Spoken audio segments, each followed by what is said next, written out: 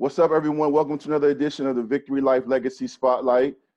Today, we have a great guest in the building, a colleague, a friend, someone I respect immensely, April Byrd, or should I say April Byrd Mosley, the full name.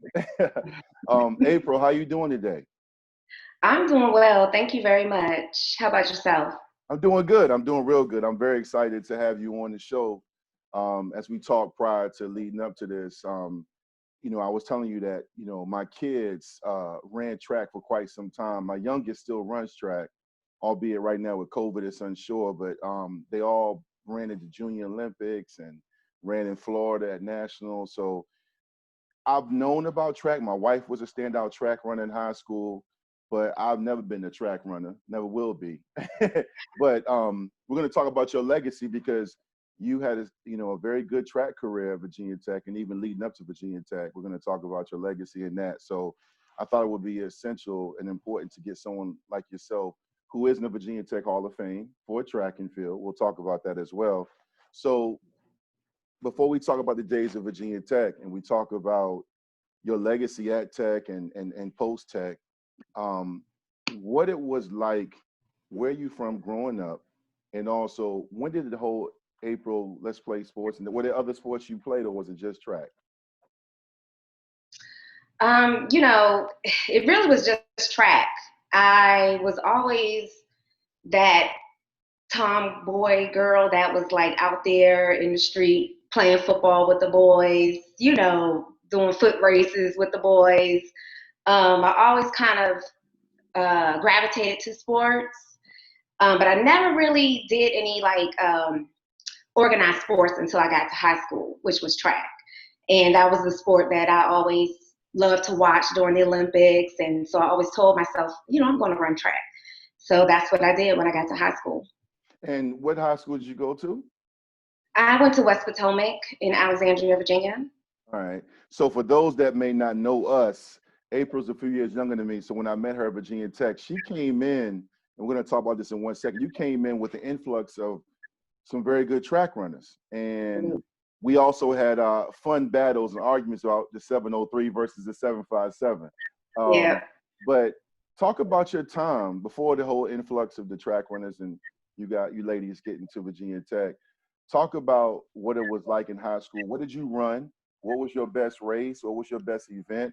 And even some of the people you competed against. What memories do you have about track in high school?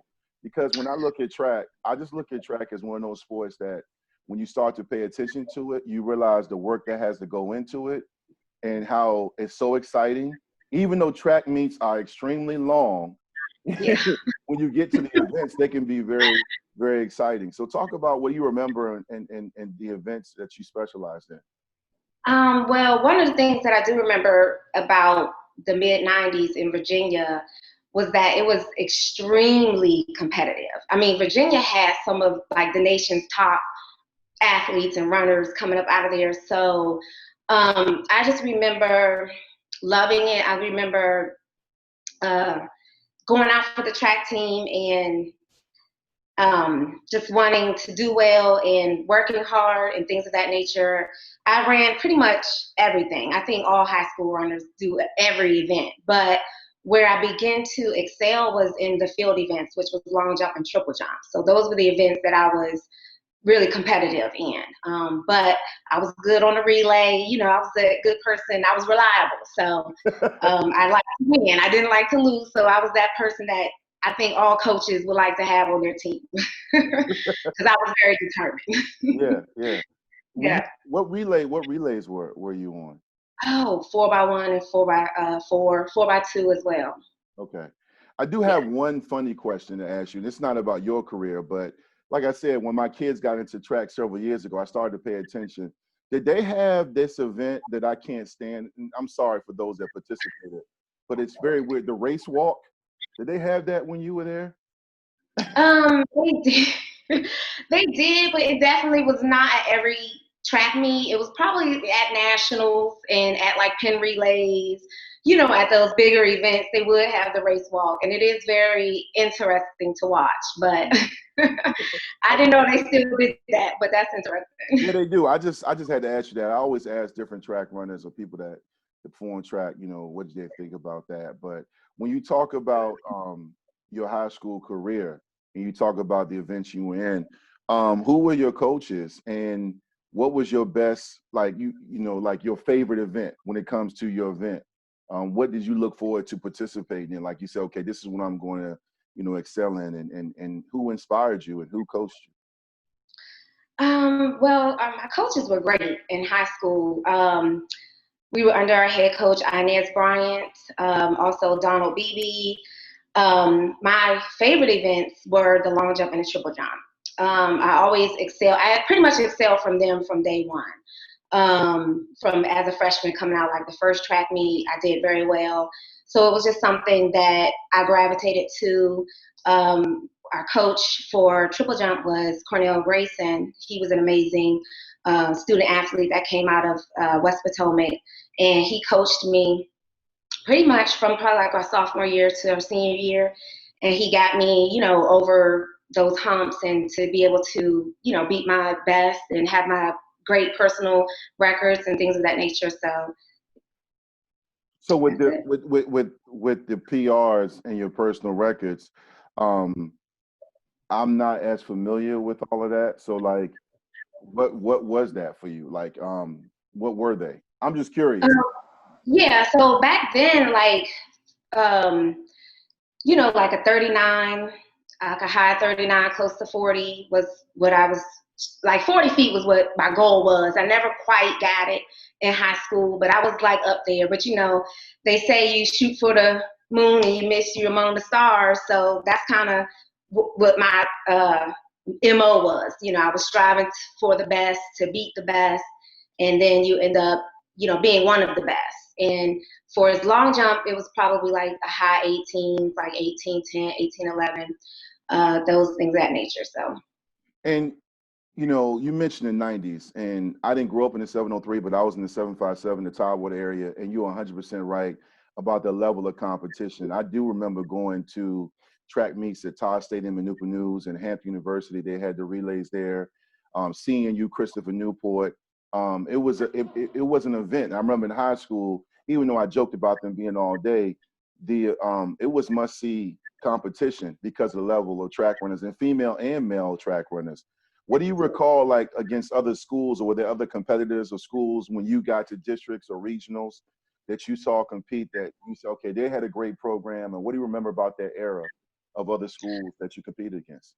Oh, well, one main school that West Potomac would battle with, I mean, we would have battles, was Centerville High School. And there was a few young ladies that came out of there. Destiny Jones was a beast. Shelby Cannon was a beast. Those were the people that we had to pretty much go toe to toe with. Like, we really had kind of like knockout battle fights for region and states and stuff like that. So I remember that. And Destiny Jones was an amazing athlete. She was an amazing long jumper. And as far as the triple jump side, there was a young lady named Jennifer Walker who was a beast, and she went to Thomas Jefferson back then. And I remember having to compete with both of those young ladies because Jennifer Walker was jumping like 40 feet in the triple jump, and I was like, oh my gosh, and I'm like competing with her. But when I look back on it, they made me better. Like having that level of competition is what made me better and what made me the athlete that I was.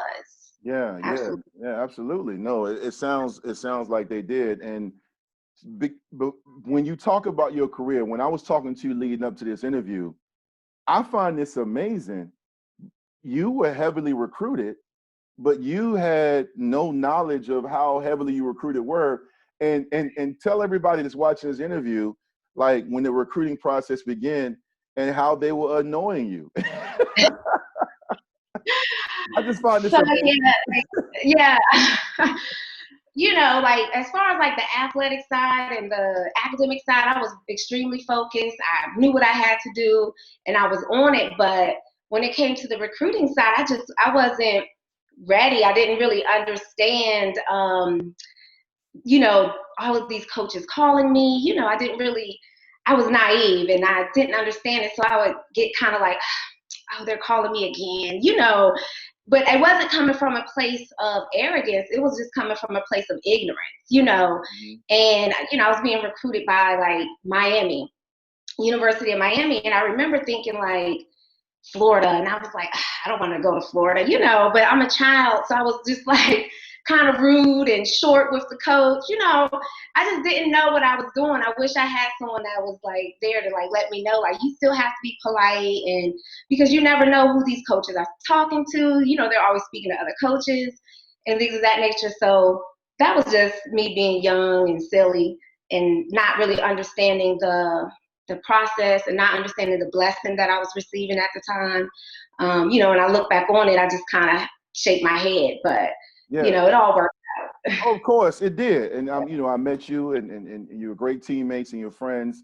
But before we get to that, like, let's talk, when you talk about rude, like, and you were young and naive, which I understand. It wasn't just you. A lot of people didn't know. Your coaches Right. weren't necessarily involved, and your mom didn't understand or didn't know. So you take me back to that time. So like, say Florida was calling you, they were interested, and your response would be what? I would just like be, just kind of short with them. Like, yes, no, not not conversational. I think it might have stemmed from a little bit of fear.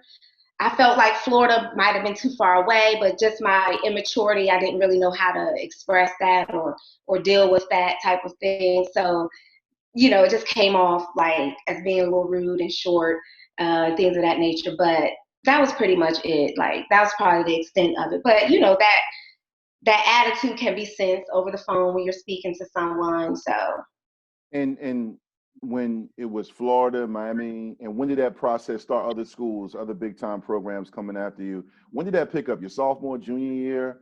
Was it late in your season? When did that start? well, it started very early on. Like my freshman year, I started getting like letters of interest from a lot of schools. By like sophomore year, I was getting a lot of interest from a lot of really big schools, top schools like University of Maryland, Kansas, Georgetown, Miami, Florida, North Carolina, UNC. So I was getting a lot of that. Of course, once they were able to call, I was getting a lot of calls. Um, People that were really recruiting me hard was Maryland, Miami, and Virginia Tech and Kansas. So those were the ones that were recruiting me like extremely hard. So it was pretty much from day one I started getting interest. So That's pretty impressive. That is pretty mhm. impressive. I wonder when you mentioned Kansas, what that would look like. April Byrd up in Kansas. Well, I went on a visit to You did? Kansas. I did. I've never been. How was Kansas?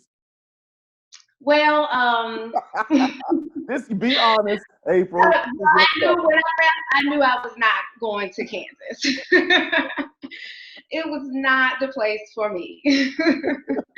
I don't know how I would have done. I don't know if I would have been able to survive in Kansas. Yeah, Not. no, I just never been. I know about Kansas basketball, but that's it. Yeah. And I don't know anything else about it. I just wonder how. I've heard stories. I do know some of my friends, mutual friends and teammates, went to Kansas for junior college, and they talk about the tornadoes, and that was it. There was nothing else. Oh, Yeah, oh yeah. That was the excitement. yeah. So you were being heavily recruited. You had a great track career at your high school, West Potomac, and then a few years later, you at Virginia Tech. So with the recruiting process, what did it for you when it comes to choosing Virginia Tech? Because I mentioned to you before. I mean, we've had these conversations off air. Virginia Tech, when I was there, we were building a football program, and football at most D1 universities is the breadwinner. It gets Hmm. the most notoriety. It's recognized. A lot of money goes into it because it usually produces the most revenue.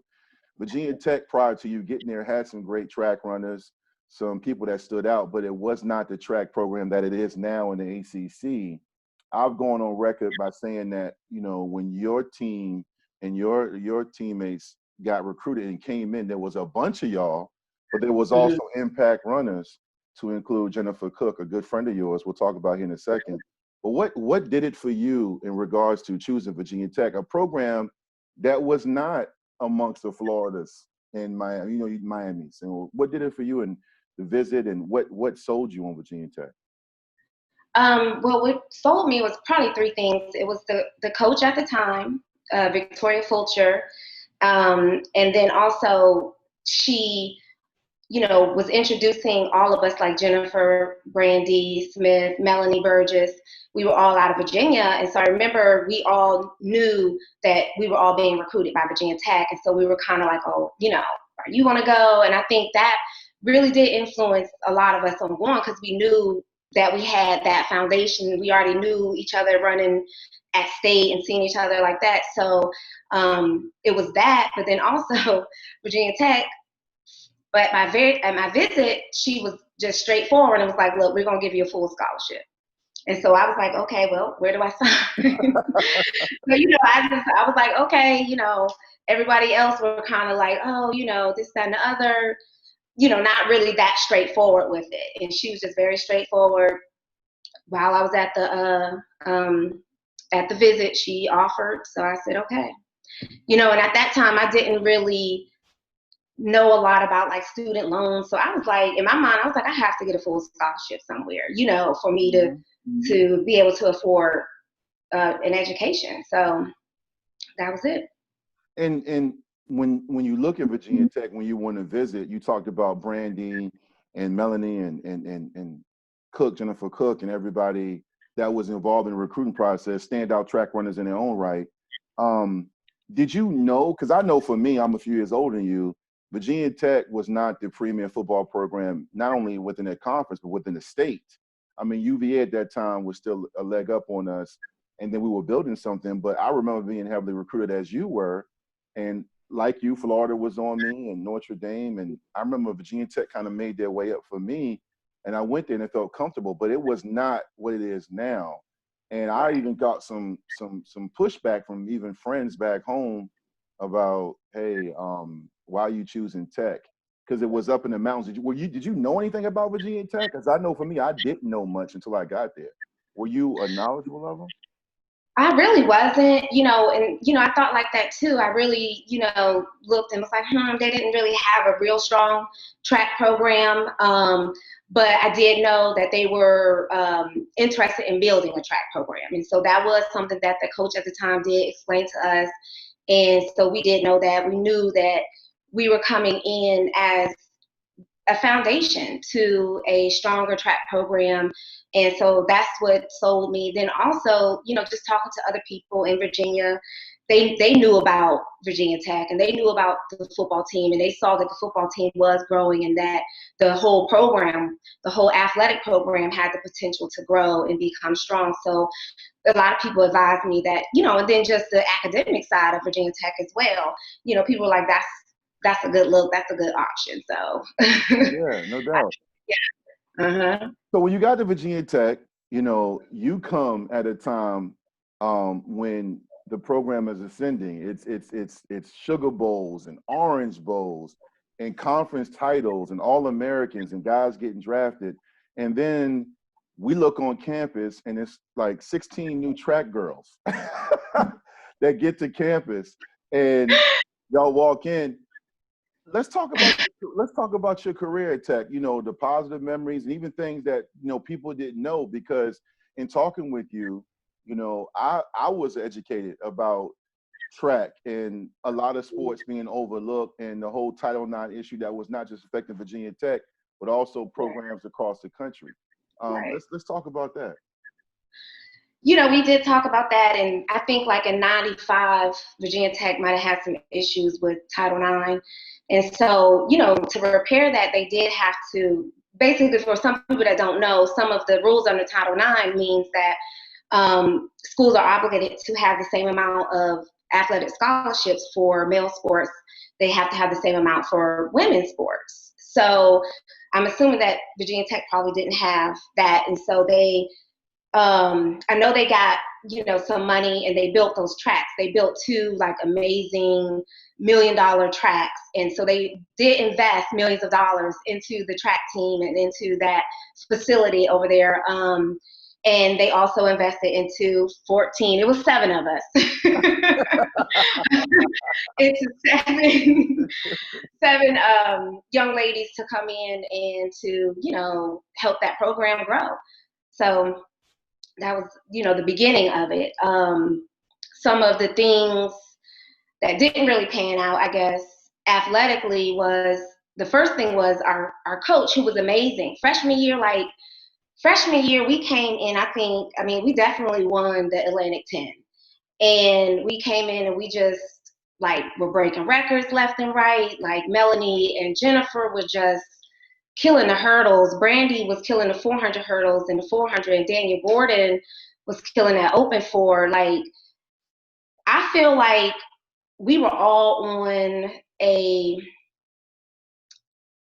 track to become, no pun intended, the track to become national champions, if either in the individual sports or, and to definitely become All-Americans.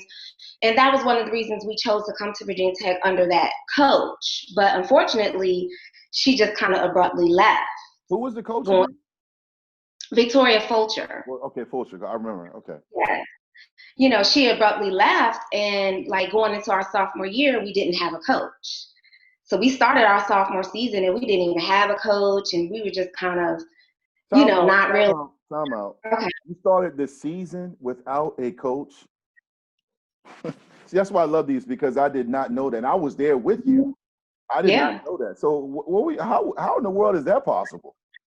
I don't know. I can't even remember. I probably blocked it out. I don't remember, but I just remember having to run. It wasn't for a really long time that we didn't have a coach, but I think just having to start the season without the coach put us in a bind to having to find a coach quickly. So I think ultimately, just to be completely honest, the new coach was not a good fit. So just to say that, but there was other issues that we had with maybe the administrative side. I know I said they did invest a lot of money into the track, and we had $2 million tracks. We had the fastest track on the East Coast on the indoor and things of that nature. But then it was as an athlete, we didn't have shoes. I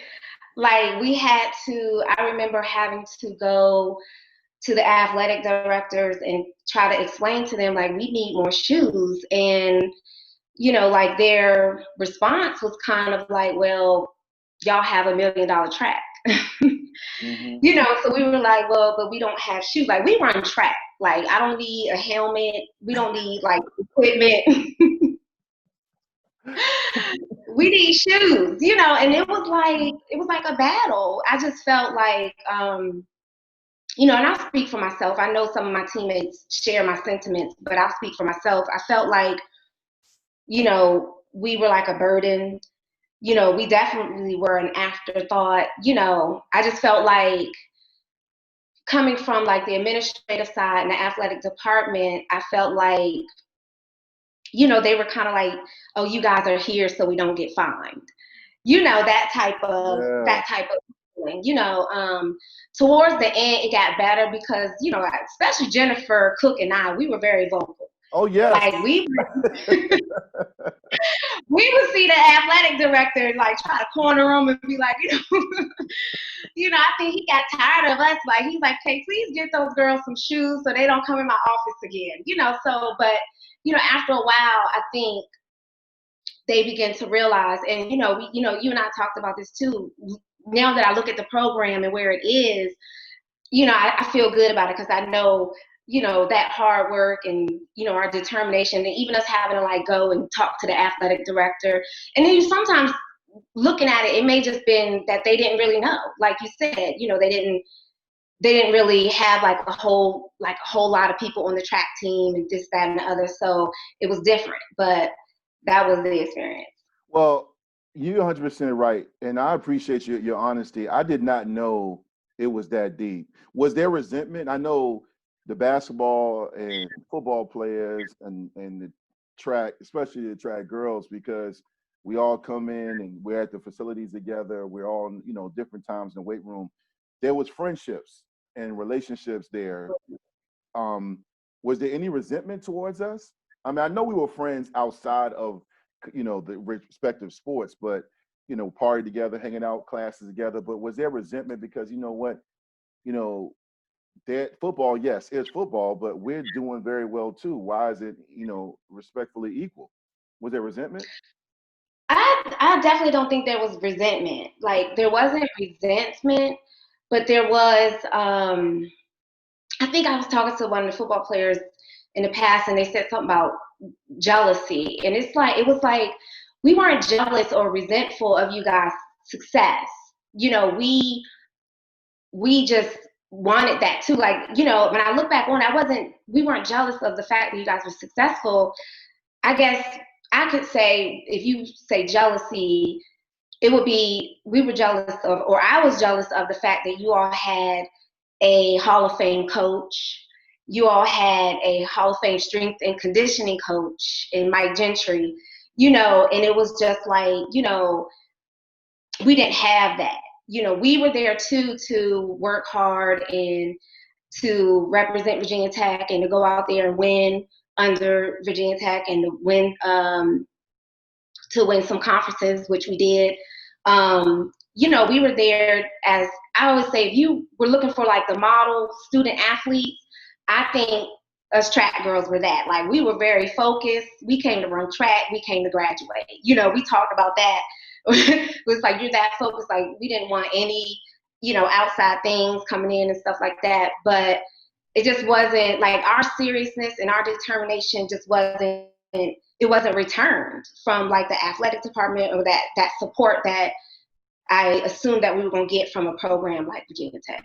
So, but it definitely wasn't any resentment. I know we had our, you know, we would have our arguments and stuff like that, but it wasn't resentment. Like we respected the football players. We just wanted, you know, we didn't need like anything great. It was just like we just wanted respect. That's it. Like just respect that these athletes are coming in and working just as hard, having to get up at 5 a.m. to go lift weights, you know, stuff like that. So that was it. Yeah, We you know, definitely want. and you're right. And you know, sometimes I look back on, you know, it was years ago for me and you, but I know I look back, you know, I'm pretty well rounded and insightful, but even myself, I reflect on some of the stuff I said.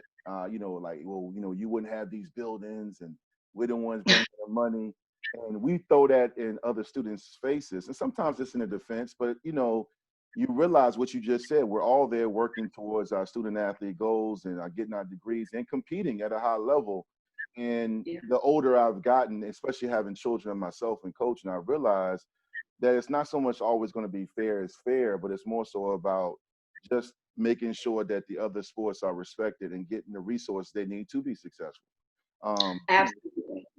I understand that more now.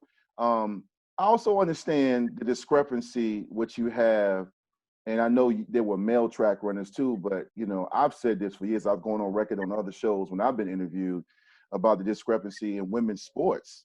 Serena Williams has talked about this, and other female athletes, like when a female athlete is outspoken and requesting stuff, she's being demanding, or she's being a B, or you know, she's difficult. But when we want stuff, it's justified. Just your thoughts on that statement right there. I mean, is that true in your mind? Did you feel that way? Oh, absolutely. Absolutely. You know, that's definitely how we felt. Just speaking out, you know, it was like, you know, like they would feel annoyed about us, you know, like saying that we needed certain things and, you know, it wasn't really received well or wasn't received at all, you know, sometimes until we had to like really like annoy them and really be a B. You know, it's like if I said, you know, I have to be a B in order to get attention, in order to get a response. And so I think that's the frustration that women have in this world. It's not just, you know, in sports, it's everywhere, you know. So I just think definitely, you know, even coming in as a female athlete, I knew just from being in high school that the boys are going to get the better resources. So we already knew that, you know, so it wasn't like we expected to have like the locker room that the football players had and things of that nature. Of course not, but it was just like the basic stuff that we needed. And it was like, no, but Yeah. absolutely. To be fair though, I would be remiss if I didn't mention. I'm sure my teammates that watch this interview will say, hey, we were complaining too because we felt like we didn't have enough, which is crazy because it's all about perspective, because we felt we should have gotten better shoes and we wanted this and different uniforms and we want these kind of meals. And I think that's just, it's not entitlement. It's just the fact that it's all about perspective, because we felt like we weren't good enough, where the AD and the staff administration were like, look, you guys got the best of everything. What are you talking about? So, you know, when you're in that moment, in that time frame, you feel like you deserve more. And it's just about perspective, but also respectful perspective. Just Well, understanding. can I speak on that? Yeah, sure, absolutely. Okay, because I agree with y'all complaining. I do think that y'all deserve more. Like, I honestly think that y'all deserve to be paid, and that's another subject. But, like, honestly, I was looking at the football team. Like, I think one time I got into an argument with a student because they were like, oh, the football team, they get free T-shirts and this, that, and the other. And I was like, that's it? I'm like, y'all are out there literally risking, like, your lives. Like, you're getting injured, like, seriously injured. And I'm like, and they were like, oh, they get free T-shirts. I'm like, you know what? So, yeah, like, that's my thing, too. It's like, don't argue with us, because I would have been the person that would have went up and battled with y'all, to be paid, stuff like that. So that's how I look at it. So No. yeah, y'all had the right to complain too. Yeah, no, we did. You mentioned Brandy, and I don't want to forget anybody, Jennifer Cook, Melanie, I know there's others. I always used to joke and also love your bond and relationships. You know, even when I happen to see you guys on social media, Facebook, or even a few years ago, we were up there for alumni weekend or something like that. And just seeing y'all, we took it back to when we were at Virginia Tech. And I always say growing up together, because even in college, we're still growing up. You ladies seem to have a great bond and a sisterhood. It's very similar to a fraternity or sorority, even the football team. What is your relationship now? And did you enjoy competing with them? And what's some of your memories of going to Virginia Tech with Brandy and the whole crew? Yeah, I did. I definitely enjoyed competing with them. I think they were probably the sole reason I didn't transfer. They were great. They were great teammates, great friends. We did have a sisterhood. We had our arguments and stuff like that, just the way sisters do, and we had our good times, our bad times, and things of that nature. But yeah, definitely growing up and hanging out with them. And they were, like, the reason Virginia Tech was fun. The reason, we was able to get through it and make it out of Blacksburg and graduate and do some things. But now, I live in Atlanta. I haven't, I talk to them a little bit on social media, but I haven't talked to them the way I want to talk to them, the way we should. Jennifer and I are probably the closest at this point. But we were supposed to go to the Black Alumni this year. Yeah, me too. But in April, and then that got canceled. So I was looking forward to that, but maybe next year, hopefully. Yeah, But yeah. yeah. So you graduated. What did you get your degree in? Mass communication. Okay. And you leave Tech, you move around, but you're in Atlanta, and we'll talk about your family in a second. But I recently reconnected with you. We were in contact through social media, but I remember I reached out to you, I DM'd you and said, hey, Virginia Tech is trying to get in contact with you. And you were like, in typical April, who, for what? What time? What you talking about? And I was like, no, April, they want to honor you. And Jimmy Robinson wanted to speak with you. And you and I talked about this. I even shared it like I do on Facebook and Twitter and Instagram. You were recognized, after you were done your track career at Tech and graduating, and placed in the Virginia Tech Sports Hall of Fame. That is, to me, amazing. That is, I'm hearing the story that you just told about being overshadowed and not getting the resources and shoes and things you need just to be an athlete and compete, yet you still had a great career. And then you were recognized for it to be placed in the Virginia Tech Sports Hall of Fame. What events did you get recognized for? And just talk about that feeling? And did it hit you when it happened, or when you think about it, is it are you appreciative, or you just like, yeah, that was cool? Like, what were your thoughts? Well, yeah, I'm extremely appreciative. I'm extremely honored to have been inducted into the Hall of Fame. To be completely honest, I had zero idea that Virginia Tech even had an athletic Hall of Fame until you reached out to me that day. And so that's why I was like, well, what does Virginia Tech want? I think I got to say I owe some money or something. I was like, it's been like 20 years. So, when that happened, at the time, it was for the long jump and triple jump, and I still had the school record. It lasted for almost 20 years.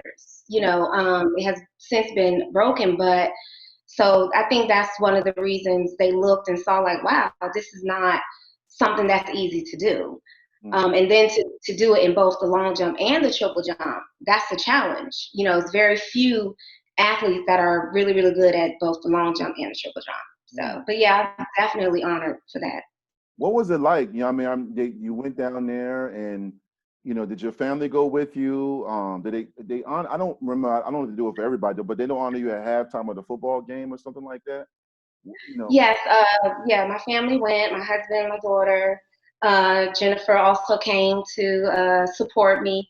So we went out on the field and they introduced us, but we go out with our spouses and they introduced us at halftime of the football game. So that was very fun and interesting.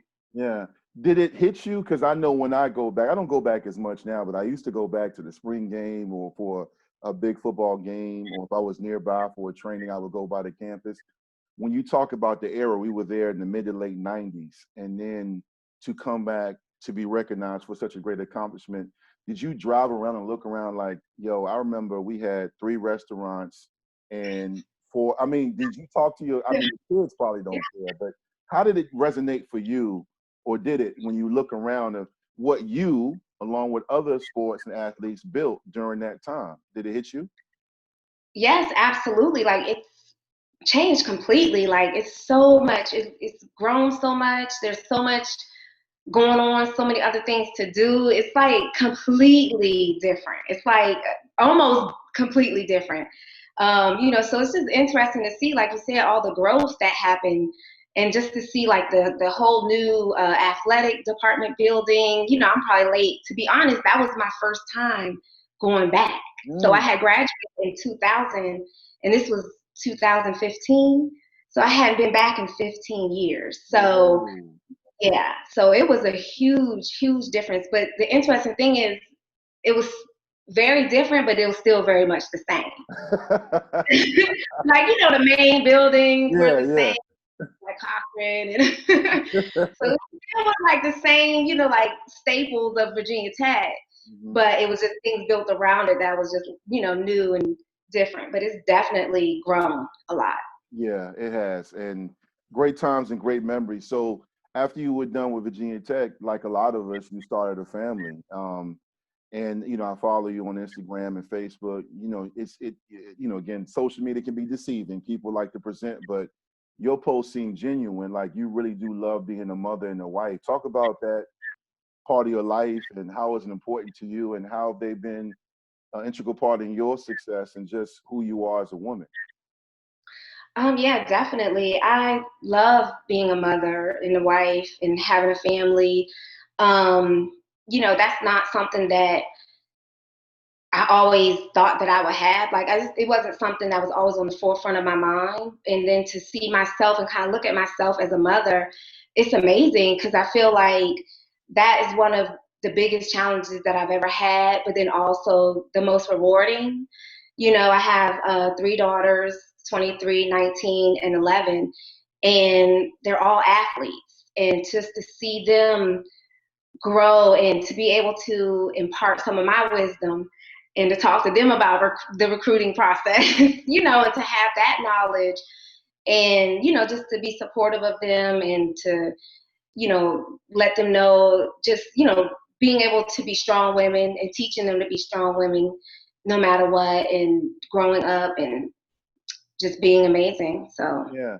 I gotta ask you this, because you mentioned how you and Cook were always outspoken. You're still outspoken now, which I love. You let it be known, but it's not combative. It's always you express yourself. Do you have you ever thought about coaching, or how are you when you work with them in the athletic realm? And do you pass on those jewels that or do you challenge them, or are you more of a laid back, mom and coach or parent, whatever? I'm probably very laid back, believe it or not. I don't believe it. I I am. don't. You know? Yeah, I am I very. just know you as an athlete, and I knew you growing up at Tech. Yeah. Mm-hmm. I've changed. I've grown. I've definitely grown, and that's a good thing. But it's still a part of me, so it does come out like I do. We talk to them all the time about having high expectations of them, and so that's something that we do impart in them is that we do have high expectations of you all, and we let them know why, and we talk to them about our experiences growing up. Just as athletes and as people, and just being growing up to be good citizens and things of that nature. But yeah, I'm pretty laid back, but I do have my moments, I guess, where I may, say something and I'm like, oh, why did I say that? That might have been a little too much, but I'm pretty laid back. Yeah. Do they Yeah. understand your legacy and the impact you had at Virginia Tech on the track program, and also even in high school? I know my kids are just starting to understand. Sometimes they're interested and sometimes they're not. But do they look to you because you were successful? I know you and I have talked. You look to other track runners when you were, just looking at competition. But do they look to you for that guidance? Do they receive it well? Yeah, they do receive it well. As far as them understanding, like my oldest, both of the oldest are Division I soccer players. My oldest 23-year-old, she graduated. The 19-year-old, she's a freshman or sophomore now at Georgia State. So I don't think they really understood it until they got to that level. Mm-hmm. You know, now I've already, like I said, I've talked to them about, sports and athletics and being women and things of that nature. And so I think at this point, I've probably talked to them so much about it. It's kind of like, okay, now you see. And so it's a few things they'll say, and I'm like, so now you see. So, but I do talk to them about, just stuff like that. And, I always try to give them words of encouragement because I see them going through their own motions with just, being a student athlete and, having to deal with, just things that everyone's going to have to deal with. Everyone's going to have challenges in life. So Mm-hmm. just that. But my youngest, no, if I try to talk to her about it, she's like, Yeah, so. yeah, I know that. I see that reaction. Yeah, no doubt. I just have a few more questions, April, and I really appreciate you jumping on. But when you talk about the life lessons, how you did transfer from Virginia Tech, and what you and your teammates had to fight for, and also other things that you've been through, all good and bad. What kind of life lessons have you learned so far that have made you a better woman, a better mother? What have you learned so far as just being more than an athlete, like the growth? You talked about growing up and your mom being a single mother and not Mhm. being aware of you really how you were humble because you had no idea it was that big of a deal. And now you're older, you have a family, and you're working, you're a professional. What is so far? What have you learned just in your journey? I think what I've learned is to not allow your current circumstances to, hinder your goals and your ambitions. I think we did focus on like some of the things that we didn't have at Virginia Tech or things that were hindrances, but I never allowed that to really get me down. I did what I had to do, to get those resources and to ensure that we had them. And it was frustrating, but at the end of the day, I still got up every day, went to the weight room, got up every day, went to practice. I was really, I had tunnel vision, just to not let those outside things or things that are an obstacle to you really be an obstacle. Like, keep moving forward. Like, even if you don't have certain things, you know, keep moving forward. Don't allow that to be the reason that you stop or that you quit. Don't allow that frustration to be the reason that you quit, because what I did learn is you're going to be frustrated no matter what you do. You know, in almost all aspects of your life, there's potential to be frustrated. You know, there's always going to be obstacles. There's always going to be negative things. I think just, you know, staying focused and going past that and going towards your goals is probably my biggest takeaway of a lot of things that happened to me in my life. And finally, April, you know, I have guests come on and they talk about things they would tell their old self, or what they would, if they were speaking in front of a group of people, what feedback or advice. I'm gonna do yours a little bit different. What would you Mm-hmm. talk to and tell young women that are coming up at the high school level, the middle school level, not just athletes, but women? What feedback would you have for them, or insight or wisdom that you want to give them when they see this, or they may come across this interview one day, like how you talk to your daughters? What gems do you want to pass on to them, just to keep them motivated and to keep them inspired?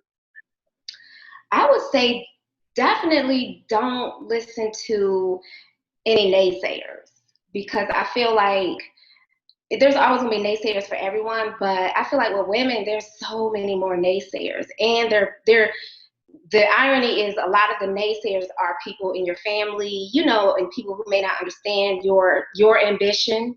I think when they see young women who have like a lot of ambition, it may, I don't know, it may scare them, but I'm like, don't allow your ambition and your drive to, you know, don't allow their fear of your ambition and your drive to hinder you. You know, understand when you hear negative things, it's their fear, you know, so don't allow that to get inside of you. That would be my biggest advice. Excellent and well said. I Mhm. appreciate that. And I agree 100%, man. So with that being said, April, you've been a great guest. I appreciate you jumping on. I know you're busy down in the ATL. I'm sure we're going to reconnect. But like I say every week, no matter where you go, no matter what you do, make sure you leave a positive impact and a great legacy. Thank you, April Byrd Mosley, for jumping on. I appreciate it. Thank you so much, Dwight. Appreciate you.